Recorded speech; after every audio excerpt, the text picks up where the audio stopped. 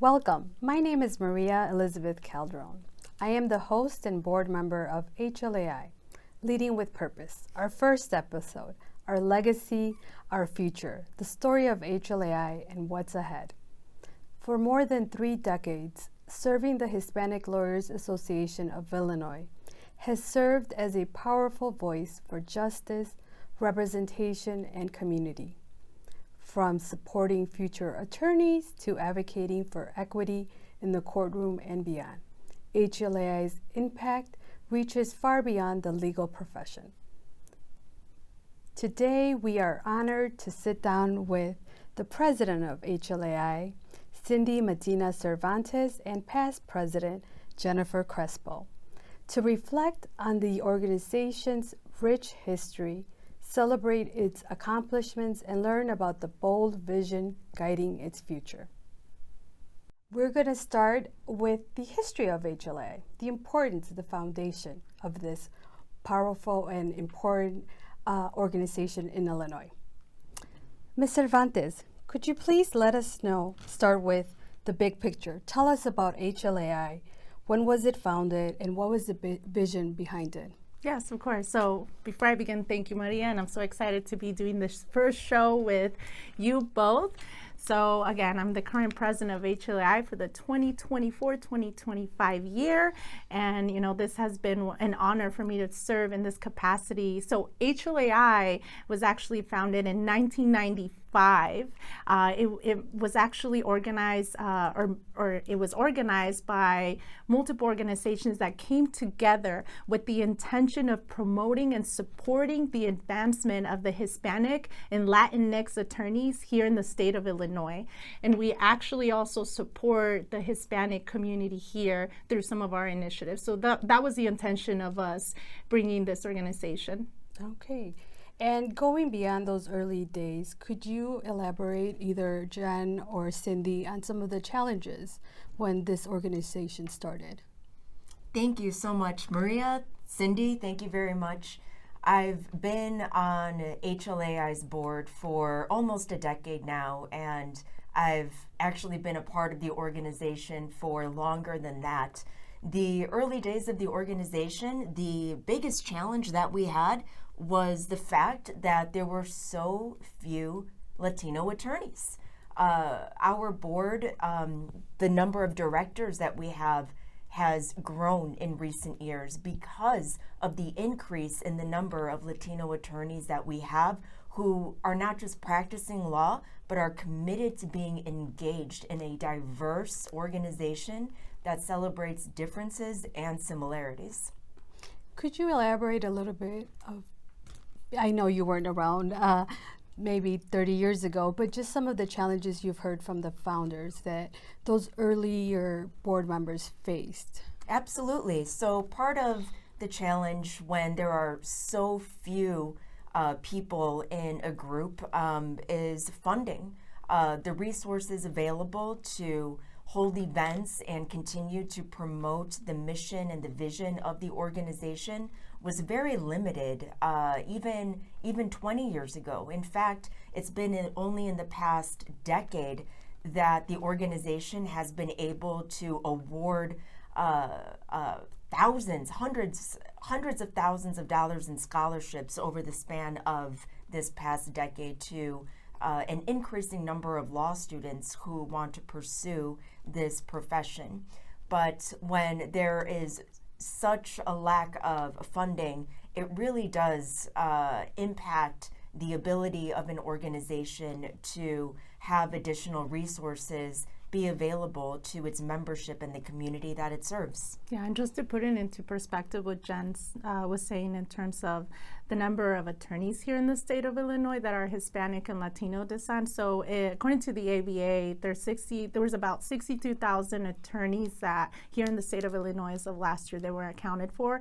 And under a little bit less than 5% were of Latino or Hispanic descent. So we are growing, however, there's still very few of us. So it's very important for us as an organization to be able to come together and bring programming that will further assist not only aspiring attorneys, but law students, judges, people that want to become judges, and young professionals. So it's great to see that, the numbers are growing. They're not where we want them to be. I would imagine when the organization was founded, there was probably less than 5% attorneys and lawyers in the state of Illinois. But let's move fast forward, or before we do that, if there's anything else that you would like to share historically about the organization. The only thing I would add, Maria, before we begin to describe not only where the organization is, but where it's going, is that even though in its early days the organization was a much smaller one than it is today, the people sitting here in this room at this desk really do stand on the shoulders of the attorneys who came before us. It was those attorneys who also supported our pursuits of involvement and becoming leaders of this community. Kind of leading the path, right, for the future. Absolutely. Of where we currently are.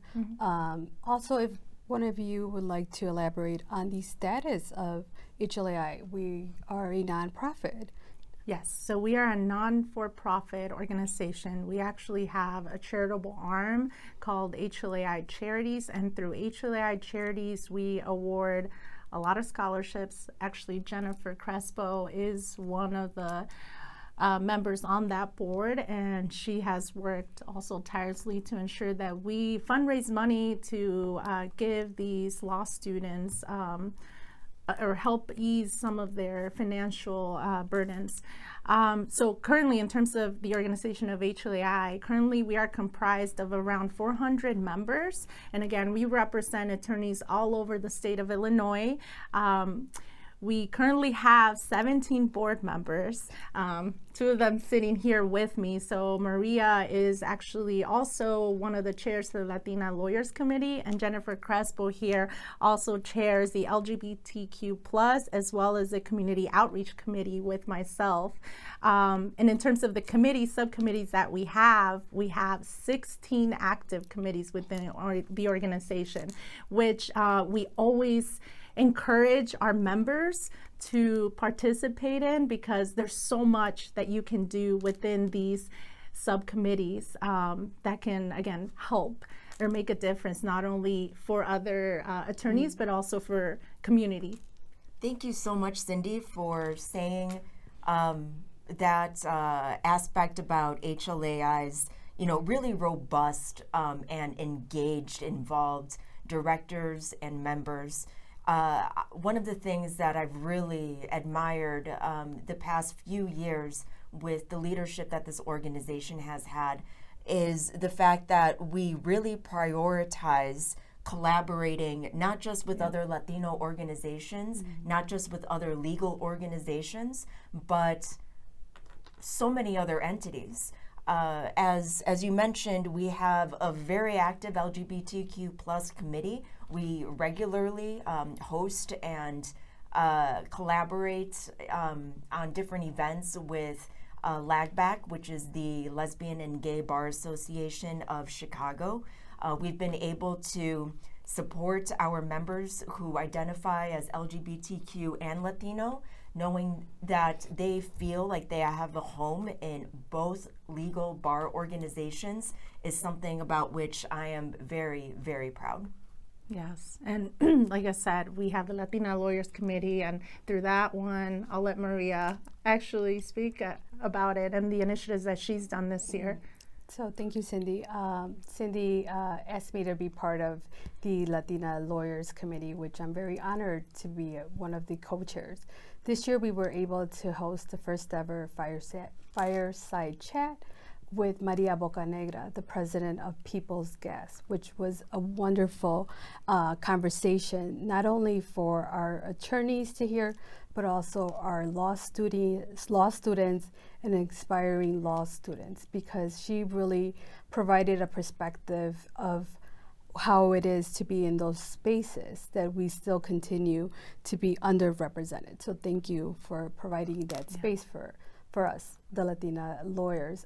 We also had our first ever book club where we were able to host a group of lawyers, law students to come together and really have an engaging conversation, not only around the book, but other topics that affect Latina attorneys and law students. So that was very impactful, and we continue to support other committees as well. Yes. So I think for me, one of the most important things that has come out of being part of the Latina Lawyers Committee has been engaging with the law students and seeing the potential, the future, the brighter future, not only of HLAI, but also the Latino legal field growing, and just the potential that we have in that space. So thank you. Yeah, no. But just want to touch base on what you're currently doing. I know there's a lot of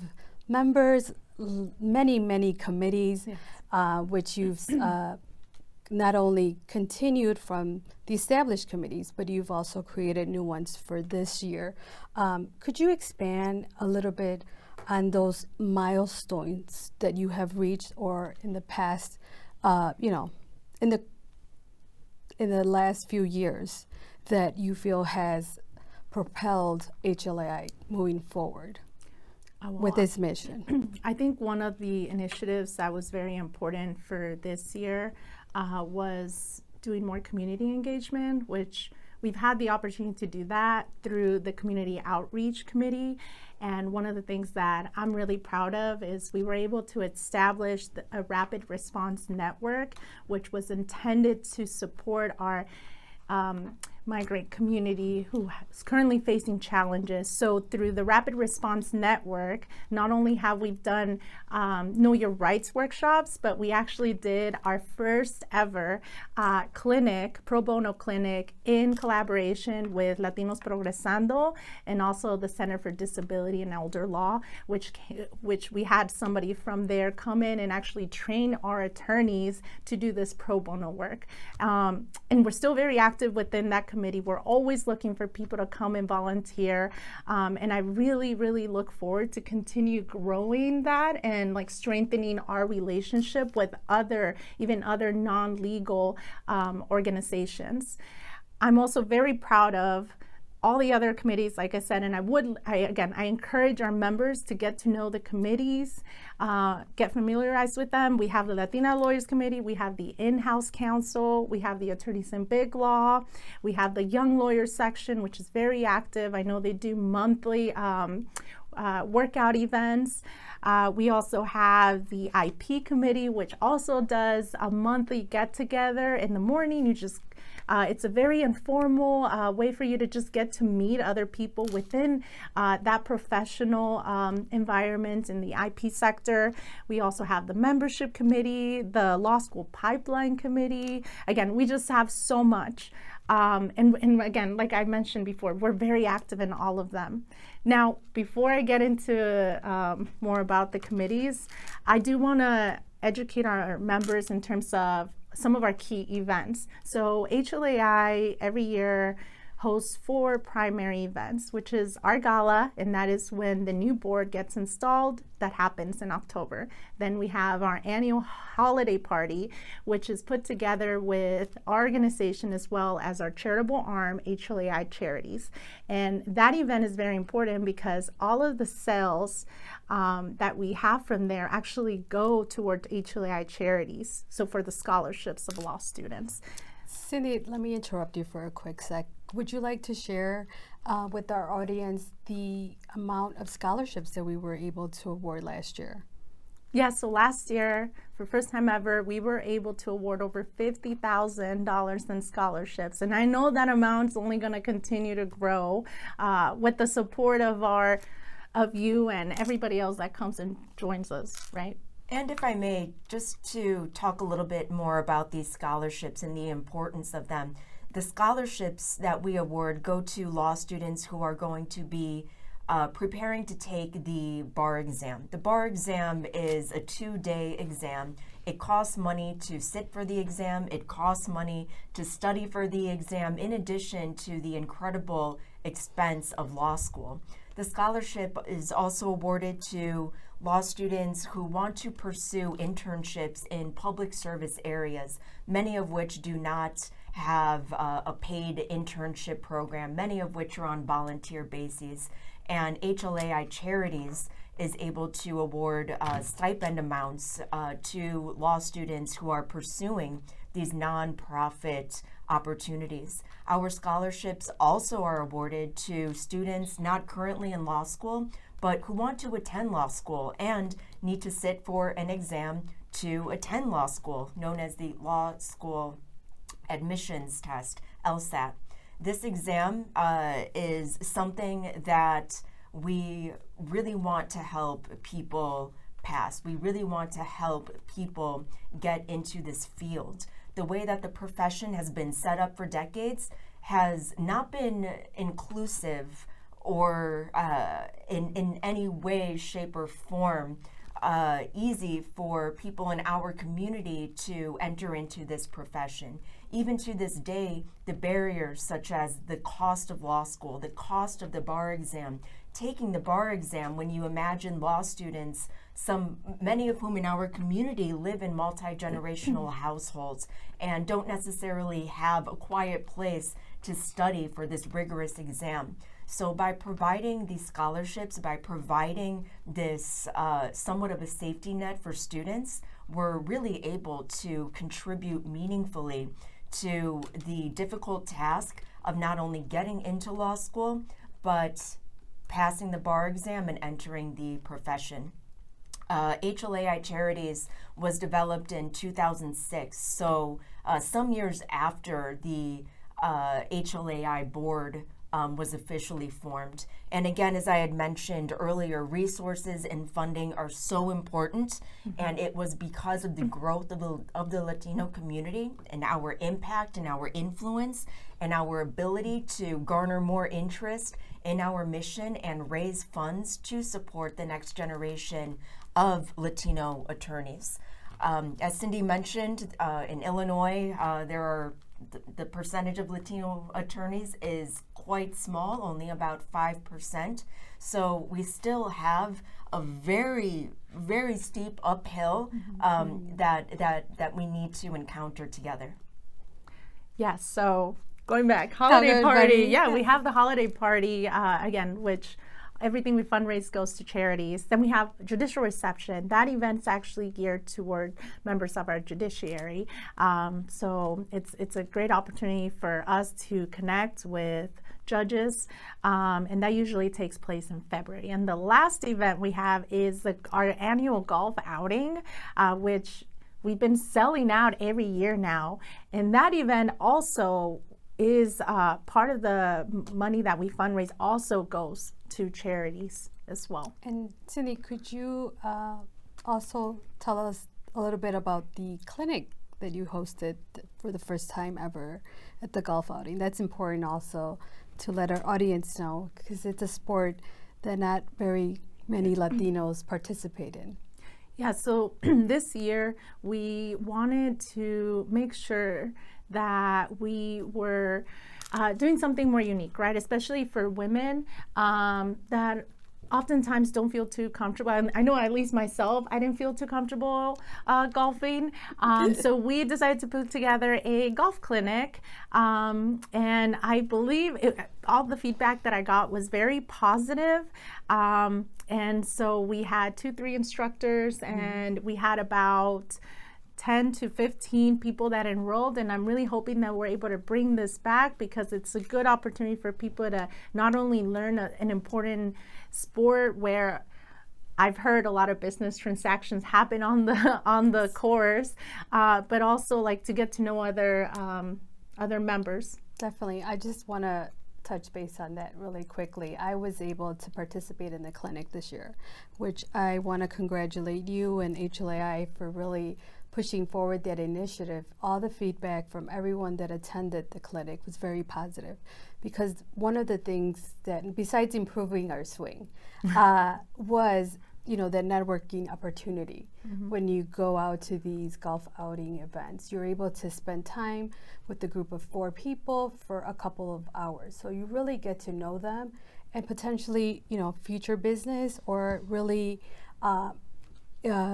enhance your connections with those people. So thank you for that. I think it was a wonderful initiative to host. As President, Cindy, what goals have you set for your term? And what are the which ones are you most passionate about moving forward? Like I mentioned, one of my goals was the community engagement. I love giving back to the community. One of the things that has always stuck to me that mentors from HLAI have instilled in me is like, never forget where you come from and always give back.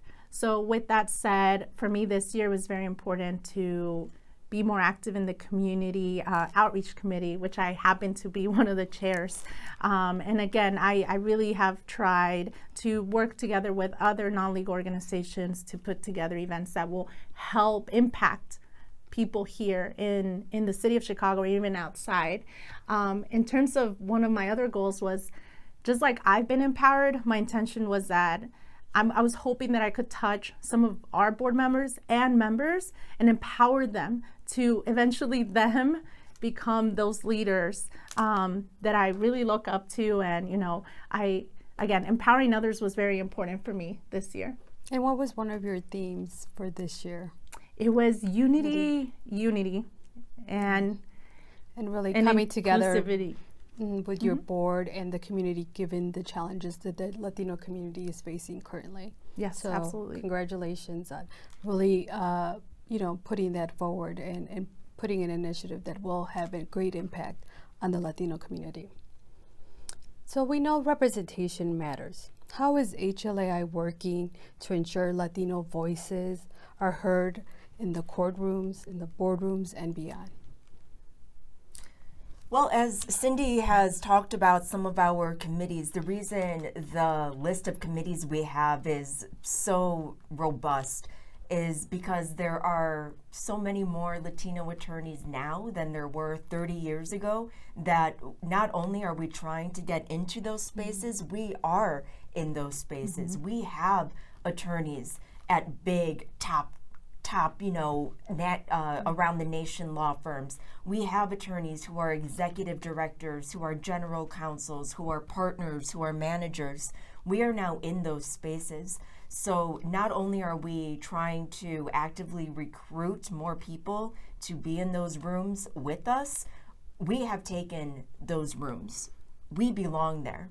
Yeah.